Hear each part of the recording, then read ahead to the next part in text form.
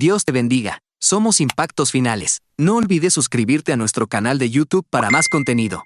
Presentamos la situación del mundo antes de la segunda venida de Jesús. El terrorismo y la apostasía cada vez más se va arraigando en el corazón del hombre. Esta es una señal clara de que la venida de Jesucristo está cercana. ¿Sabía usted, estimado amigo, que las declaraciones proféticas de la Biblia constituyen una unidad inseparable, cuyo punto central es el pueblo y la tierra de Israel? Eso se ve claramente en los discursos de Jesucristo sobre los últimos tiempos, en los cuales Él revela el obrar de Dios con su pueblo, y también del mundo entero, a través de la historia de la salvación, presentando esto de una forma muy efectiva. Jesucristo, en la Biblia, no solamente es presentado como profeta, porque Él es mucho más que eso. Los críticos de la Biblia una y otra vez han señalado que los evangelios y también los discursos de Jesucristo sobre los últimos tiempos, pronunciados desde el Monte de los Olivos, fueron editados después del año 70 después de Cristo, o sea, con posterioridad. Después de todo, dicen, Jesús no podía haber previsto eso. Pero, ya el Antiguo Testamento, en Daniel 9:26, habla de que la ciudad y el lugar santo serían destruidos en un futuro lejano. Si creemos en la inspiración de la Biblia, este argumento no tiene relevancia. Al final del Apocalipsis dice que Él, el Señor, es el Dios de los espíritus de los profetas. Con eso, en definitiva, no solamente las palabras del Apocalipsis son palabras de Jesús, sino todas las declaraciones proféticas de la Biblia. Para poder comprender los discursos de Jesús sobre los últimos tiempos, debemos tener en cuenta la totalidad de la profecía bíblica. Ahora, estimado amigo, veamos el alcance visual de la profecía bíblica.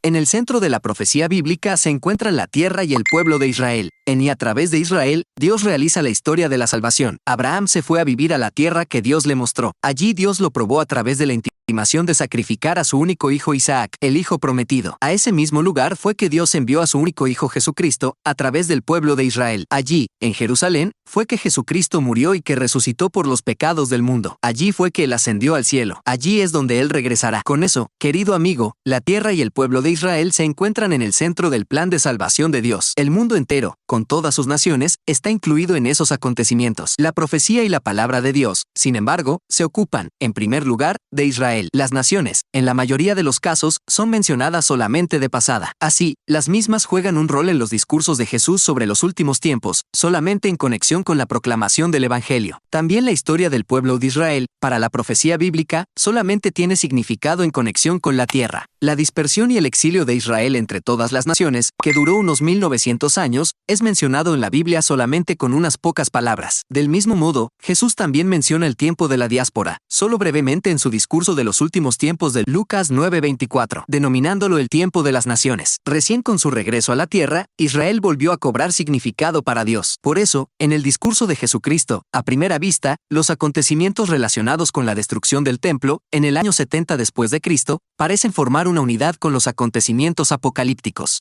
Aún así, ahora ya son casi 2000 años los que separan esos dos sucesos. Veamos, estimado amigo, 2000 años en una profecía. Es interesante ver que Jesús no hablaba de los sucesos futuros por iniciativa propia, sino a causa de los insistentes pedidos de sus discípulos. Cuando Él, al entusiasmo de ellos por el tamaño y la gloria del templo, reacciona con una profecía sobre la destrucción del mismo, ellos obviamente quedaron profundamente perturbados. Según Mateo 24:3, a consecuencia de eso, ellos le plantearon 3 preguntas a Jesús. ¿Cuándo irá a suceder eso, la destrucción del templo? ¿Cuál será la señal de tu llegada? ¿Cuál será la señal del cumplimiento de los tiempos? Los discípulos no habían comprendido que entre la destrucción del templo y la segunda venida de Jesús habría un tiempo, que lleva ahora ya casi 2000 años. A ese hecho debemos que el discurso apocalíptico de Jesús no fuera fácil de comprender en aquel tiempo ni tampoco en la actualidad. Para poder captar mejor las palabras de Jesús, por lo tanto, querido amigo, debemos mirar no solamente Mateo, sino también los capítulos paralelos en Marcos 13 y en Lucas 21.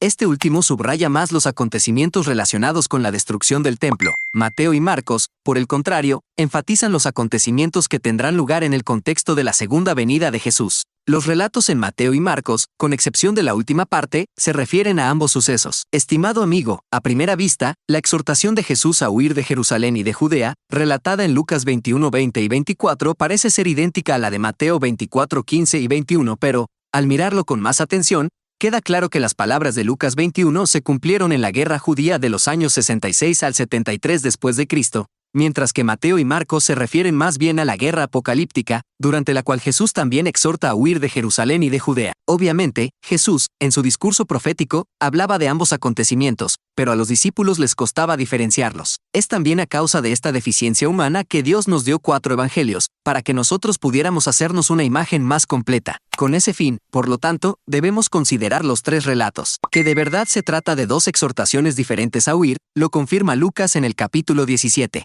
Allí él informa claramente sobre el acontecimiento apocalíptico. En el capítulo 21, por el contrario, clara y definidamente sobre aquello que se cumplió en el año 70 después de Cristo. Así, Lucas es el único evangelista que trata separadamente cada uno de estos 2 sucesos, contrariamente a Mateo y Marcos, quienes los mencionan en un mismo informe. La profecía de Jesús con respecto a Jerusalén, por lo tanto, es una clásica profecía con un doble significado. Muchas otras profecías bíblicas contienen, por un lado, un mensaje que, para el tiempo en el cual fue pronunciada, contenía una cierta actualidad, y por otro lado, un significado adicional para los últimos tiempos. Expresiones tales como, en los días finales, en aquel día, etc., indican esta relación apocalíptica.